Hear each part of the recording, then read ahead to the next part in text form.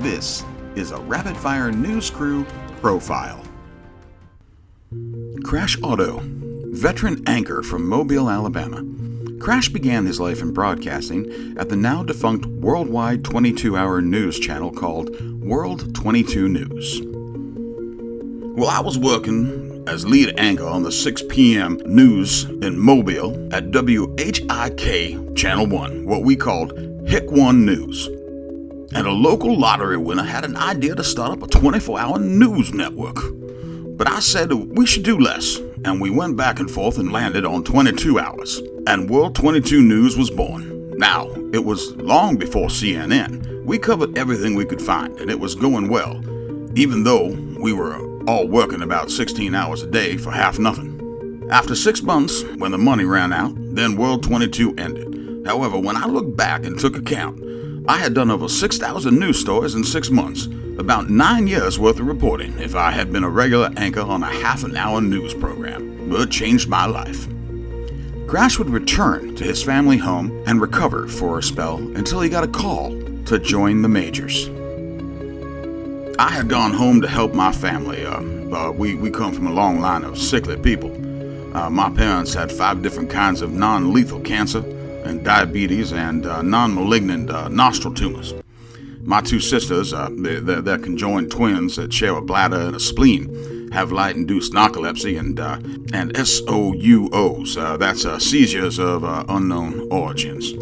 Even the family dog only had 3 legs and was blind and born with his heart on the outside of his body. We were covered with a Ziploc bag when it was raining. But they were good folk and kind people, and they always remained cheerful.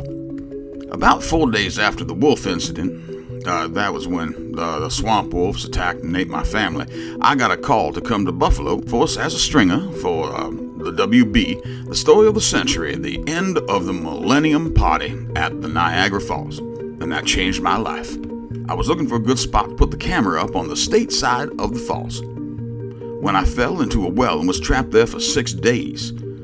Fortunately for me, the equipment fell in with me, and I did non-stop reporting of my own ordeal.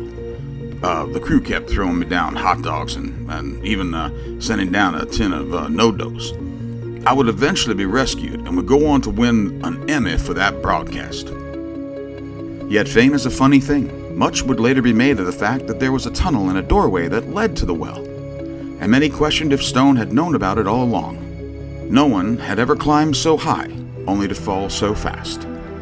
In the years that followed, he would marry and divorce 6 times, lose his dog to a lightning strike, and spend the next 10 years covering AA baseball in Tijuana and Baja before the call came from BNC, asking him to join an experimental news program that would cover world news in 6 minutes.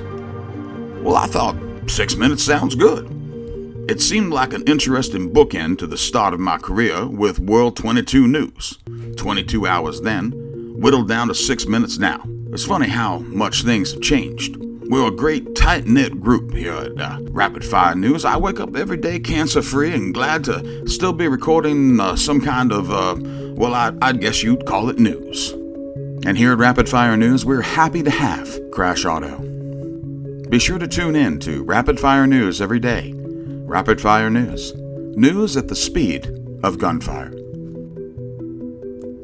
This has been a Rapid Fire News Crew profile.